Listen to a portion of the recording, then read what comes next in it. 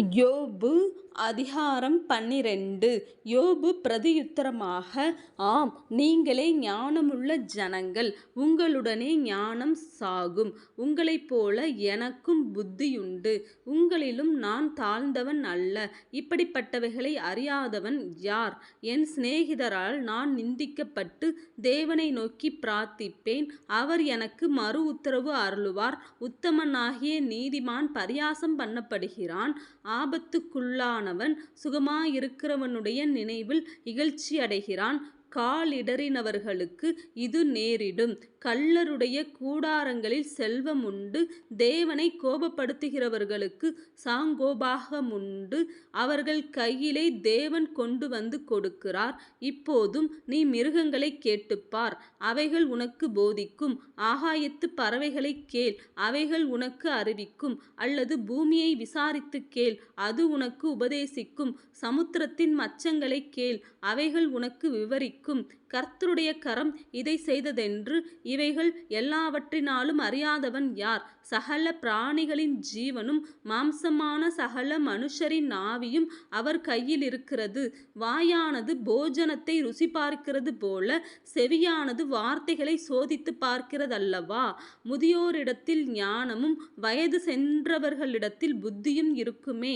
அவரிடத்தில் ஞானமும் வல்லமையும் எத்தனை அதிகமாயிருக்கும்! அவருக்குதான் ஆலோசனையும் புத்தியும் உண்டு. இதோ, அவர் இடித்தால் கட்ட முடியாது, அவர் மனுஷனை அடைத்தால் விடுவிக்க முடியாது. இதோ, அவர் தண்ணீர்களை அடக்கினால் எல்லாம் உலர்ந்து போம். அவர் அவைகளை வரவிட்டால் பூமியை கீழது மேலதாக்கும்.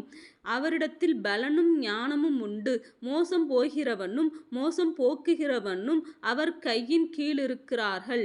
அவர் ஆலோசனைக்காரரை சிறைபிடித்து நியாயாதிபதிகளை மதிமயக்குகிறார். அவர் ராஜாக்களுடைய கட்டுகளை அவிழ்த்து அவர்கள் இடுப்புகளை கச்சை கட்டுகிறார். அவர் மந்திரிகளை சிறைபிடித்து கொண்டு போய் பலவான்களை கவிழ்த்து போடுகிறார். அவர் நம்பிக்கையுள்ளவர்களுடைய வாக்கை விலக்கி முதிர் வயதுள்ளவர்களின் ஆலோசனையை வாங்கி போடுகிறார். அவர் பிரபுக்களின் மேல் இகழ்ச்சி வரப்பண்ணுகிறார். பலவான்களின் கச்சையை தளர்ந்து போக பண்ணுகிறார். அவர் அந்தகாரத்தில் இருக்கிற ஆழங்களை வெளியரங்கமாக்கி மரண இருளை வெளிச்சத்தில் கொண்டு வருகிறார். அவர் ஜாதிகளை பெருகவும் அழியவும் பண்ணுகிறார். அவர் ஜாதிகளை பரவவும் குறுகவும் பண்ணுகிறார். அவர் பூமியிலுள்ள ஜனத்தினுடைய அதிபதிகளின் நெஞ்சை அகற்றி போட்டு அவர்களை வழியில்லாத அந்தரத்திலே அலைய பண்ணுகிறார். அவர்கள் வெளிச்சமற்ற இருளிலே தடவித் திரிகிறார்கள். வெறித்தவர்களைப் போல அவர்களை தடுமாறி திரிய பண்ணுகிறார்.